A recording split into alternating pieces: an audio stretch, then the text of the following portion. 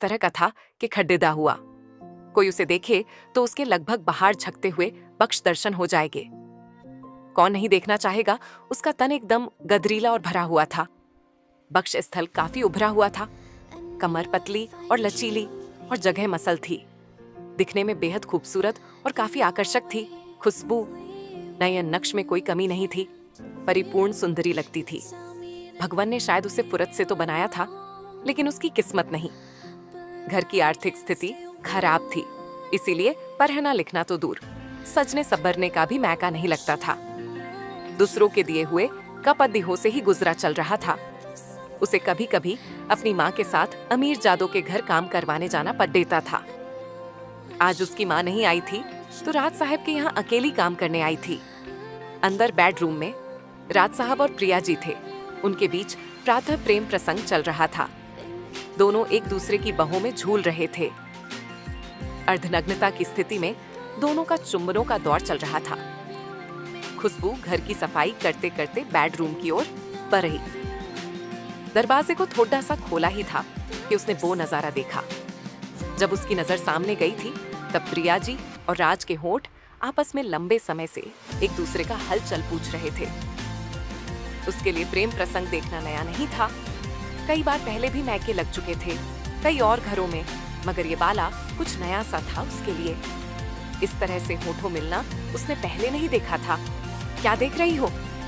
तेज आवाज उसके कानों में गई। डांटते हुए प्रिया जी ने कहा। खुशबू ने कहा, कुछ नहीं मेम, मैं कमरा साफ करने आई हूँ। प्रिया, तो दरवाजा खटखटा के आना चाहिए था। खुशबू, सॉरी मेम, पता नहीं था। प्रिया, क्या पता नहीं था?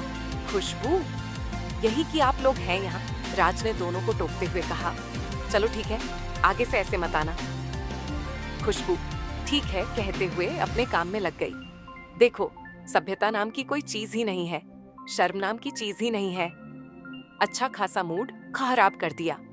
सुबह सुबह प्रिया गुस्से से तमतमाती हुई बोली। राज ने कहा, गलती उसकी नहीं है, हमें दरवाजा बंद करना चाहिए था। प्रिया, अरे अपने ही घर में कौन कैद होना चाहेगा? राज, कैद कौन कर रहा है? चलो अब तैयार हो जाओ और ऑफिस का टाइम हो रहा है। प्रिया मुंह टेढ़ा करते हुए बाथरूम में चली गई। राज अधूरा अधूरा महसूस कर रहा था। उसके मन में छिनालपना जन्म ले चुका था। अब वो खुशबू को घूर के देख रहा था। सोच रहा था, कच्ची कली अब परिपक्व होती जा रही है, और तरह तरह के दुर्विचार सोचने लगा। इधर खुशबू पर डांट का कोई असर नहीं हुआ। वो काम तो कर रही थी, लेकिन अब उसका सर चकरा रहा था। बस उसके आंखों के सामने वो दृश्य आ रहा था। राज उसे घूरता रहा। वो अपना काम खत्म करके दूसरे घर चली गई। उसका मन फिर भी काम में कम सोचने में ज्यादा लगा, पर डर रहा था। अब उसे गुप्ता जी के यहाँ भी कुछ ऐसा ही देखने को मिला। मिस गुप्ता जी बेहद ही छोटे कपरदाहों में, हाथों में तौलिया लिए अपने बदन को साफ कर रही थी। देखने से मालूम पड्डा रच रहा था, जैसे वो अभी अभी स्नान करके निकली हो। और सामने बद्दा सा टेलीविजन चल रहा था। उसमें में भी एक अधेड़-दाच व्यक्ति एक लड्डचकी के साथ प्रेम प्रसंग में लिप्त पाया। ऊपर से मिस गुप्ता जी भी उसे देखकर उत्तेजित हो रही थी, और उनकी आंखों से साफ प्रेम की प्यास टपकती नजर आ रही थी। खुशबू का मन और भी मचलने लगा।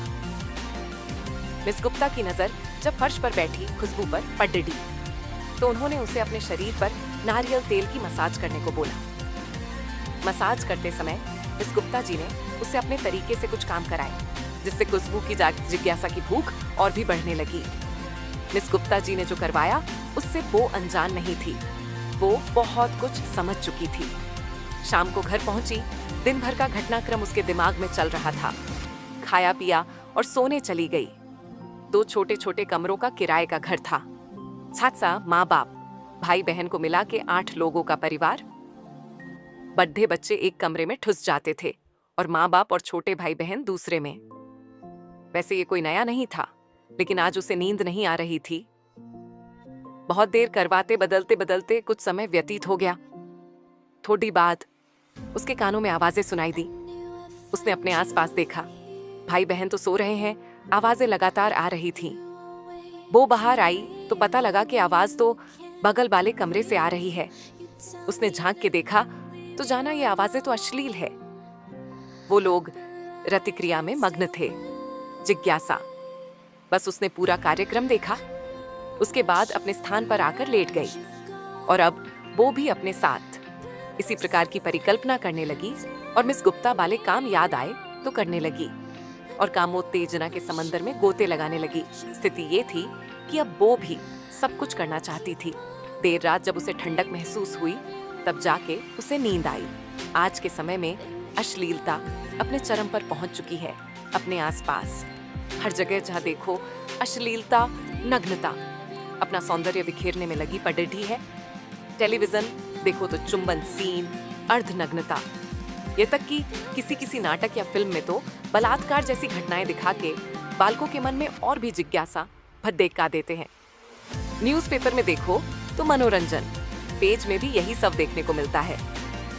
मोबाइल फोन में इंटरनेट पर आवश्यकता से अधिक सामग्री मिल जाती है युवाओं को, जिससे इनके दिमाग में और भी अश्लीलता की तारें बढ़ने लगती है, जिसकी वजह से आज के लोग और बच्चे उत्तेजना के शिकार होते जा रहे हैं और मानसिकता भी सिर्फ और सिर्फ वही तक सीमित होती जा रही है। अगले दिन सुबह सुबह मिस्टर राज के यहाँ पहुंची। राजमर्रा का काम करने लगी। संयोग बस आज प्रिया जी अपने दोस्त के यहाँ नाइट पार्टी करने गई थी। मिस्टर से रहा न गया और उन्होंने रसोई में काम कर रही खुशबू को पीछे से पकड़ डच लिया। खुशबू समझ चुकी थी ये मिस्टर राज है। उसने विरोध नहीं किया। वो खुद इस समंदर में गोते लगाना चाहती थी। मिस्टर राज उसके बक्ष स्थल को सहला रहे थे और उसके गर्दन पर चुंबनों की झड्डी लगा चुके थे। धीरे धीरे खुशबू ने इस प्रसंग में सारी क्रियाएं प्रतिक्रियाएं की। आलम यह था कि बंजर सूखे कौतूहल पर प्रेम रूपी सावन बरस चुका था। इतने में प्रिया जी का आगमन हो गया। उन्होंने सारा नजारा देखा और उस नजारे की गवाह बनी। अपने पति और खुशबू पर इस कृत्य के लिए हड्डी अच्छक रही थी और खुशबू को छिनाल नाम से संबोधित कर रही थी। खुशबू का सर झुका हुआ था। प्रिया, छिनाल, तेरी हिम्मत कैसे हुई ये करने की? तेरी उम्र क्या है? आग लग रही थी क्या? खुशबू ने नजरें झुका के जवाब दिया, जब आपको शर्मा अंकल की बहू में देखा, फिर कल साहब के साथ देखा, फिर मिस गुप्ता जी ने मेरे से अपने गुप्तांगों की मसाज कराई, फिर जब मैंने अपने घर पर अपने घर वालों का प्रेम प्रसंग देखा, बताओ मैं अपने आप को कहां तक सुरक्षित रख पाती? खुशबू ने प्रश्न किया। अब सब शांत थे, कोई किसी से आंखें नहीं मिला पा रहे थे। अब मेरा सवाल आप लोगों से है, बताओ इसमें किसकी गलती है, खुशबू की या अपने आसपास के वातावरण की? अगर आप कहानी पियाच रहे हैं तो जवाब जरूर देना। मजेदार कहानियां पढ़ने के लिए यहाँ जाएं और कहानी अच्छी लगी हो तो वीडियो को लाइक करें और चैनल सब्सक्राइब करें।